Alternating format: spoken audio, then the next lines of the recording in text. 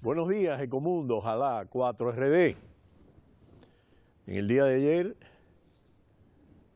un avión ruso fue derribado por Turquía y se generó un conflicto importante en esa zona geopolítica que ha tenido una gran tensión, mientras el presidente francés, François Hollande, se encontraba con su homólogo Barack Obama en la Casa Blanca.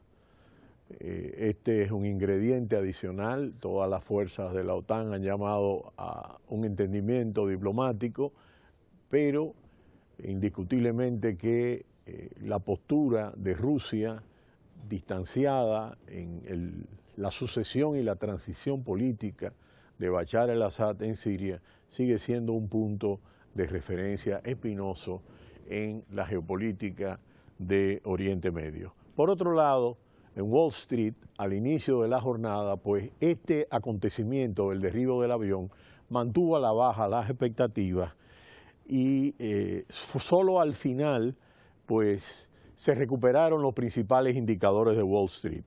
El Dow Jones subió un 0,11% hasta 17.812,19. El selectivo Standard & Poor's un 0,12 hasta 2.808,40 y el índice de Nasdaq de las empresas tecnológicas se incrementó un 0,1% hasta 5.102,81. Por otro lado, el petróleo tuvo un repunte en el día de ayer. El Texas W de referencia norteamericano se incrementó un 2,60% hasta 42,07 y el petróleo del Brent de referencia de Europa un 2,87% hasta 46,12. Uno de los aspectos que hemos estado enfatizando en Ecomundo cuando vemos la visión del mundo, la visión global, la visión del planeta, son tres aspectos muy centrales. Los aspectos relacionados con la economía y las finanzas mundiales, que son fundamentales, el aspecto del calentamiento global y todo el tema climático y el aspecto justamente de la crisis y de las tensiones políticas, militares que estamos viendo. En cuanto al calentamiento global, hay un punto de una línea base fundamental, sobre todo ahora que estamos a una semana del inicio de la cumbre del COP21 en París, y es el protocolo de Kioto.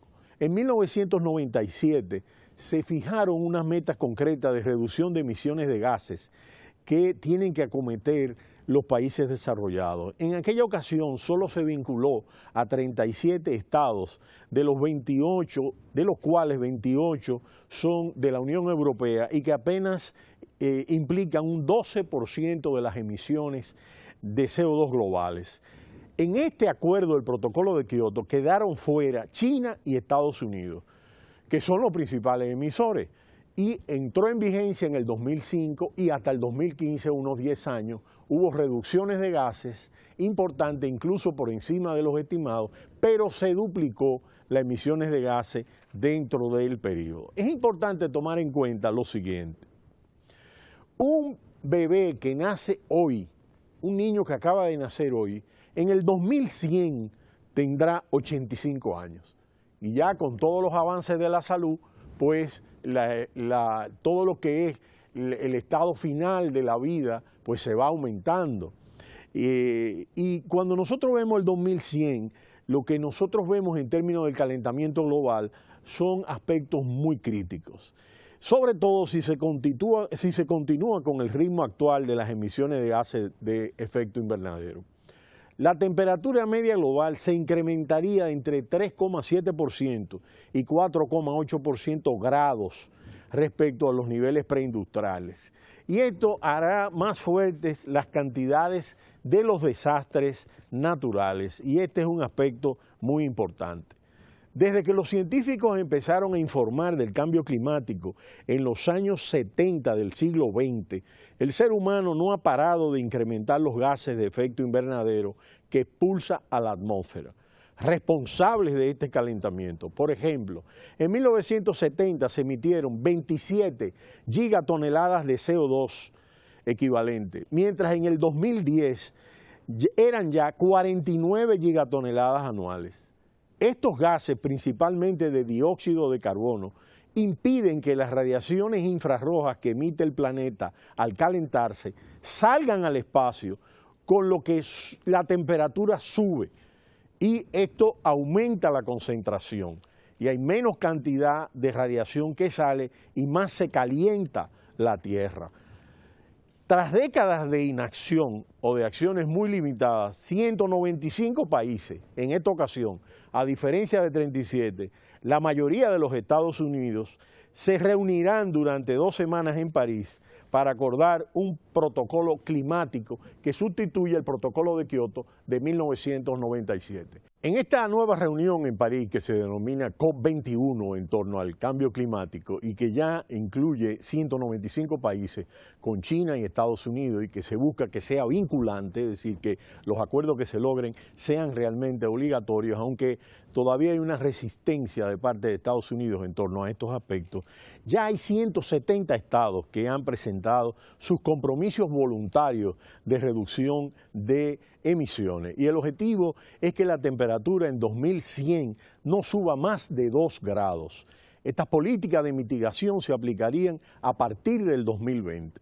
La Secretaría de Cambio Climático de la ONU insta a que los estados inicien esa toma de medidas antes del 2020, ya que es vital para que las costosas acciones de mitigación y adaptación al futuro pues incrementen los costos. Estas acciones también ayudarán a reducir el riesgo de fijación del carbono y evitarían los esfuerzos mayores en la segunda mitad del siglo XXI.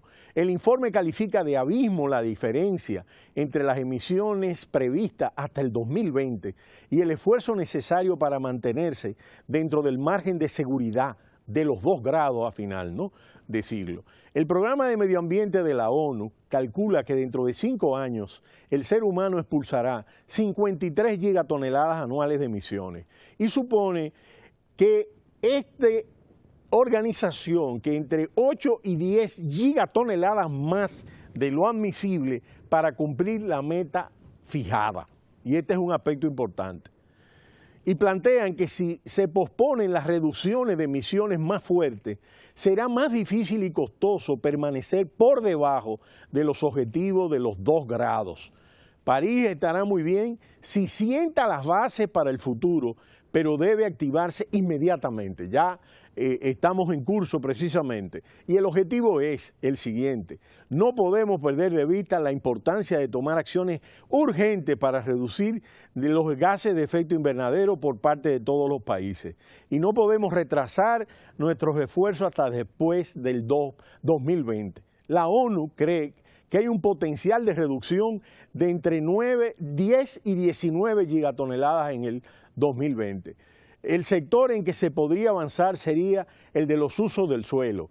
En la agricultura y el manejo forestal podrían ahorrarse entre 2,4 y 8,8 gigatoneladas. La ONU destaca planes como el emprendido por China, que en 2020 se habrá reducido en 40 millones de hectáreas su superficie forestal. Pero la ONU no solo resalta la ausencia de esfuerzo o lo limitado de esto antes de 2020. Los compromisos de reducción de emisiones que los 170 países han presentado ya no son tampoco suficientes para cumplir la meta de los 2 grados. Cuando se extrapolen al final del siglo, el incremento de la temperatura está entre los 3 y los 4 grados. Finalmente, la Secretaría de Cambio Climático de la ONU sostiene que esos compromisos nacionales en 2030 se emitirán 56,7 gigatoneladas y si las emisiones siguen sin reducir y llegan a 55 gigatoneladas de CO2 equivalente en 2030, las emisiones globales tendrán que reducirse en un 6%. De manera que es muy importante porque cada año entre el 2030 y el 2050 se incrementarán los costos de mitigación si no se toman esas medidas efectivamente en un 44%. vamos a seguirle dando seguimiento a esta cumbre de París COP21 en los próximos días, ya que comenzará dentro de una semana luego de los atentados de París. Vamos a ver cómo se va a mover la atención dentro de esta importante reunión que va a marcar la diferencia con el protocolo de Kioto. Pero será hasta mañana cuando volverá Ecomundo, ojalá 4RD. No le cambie, cita cultural.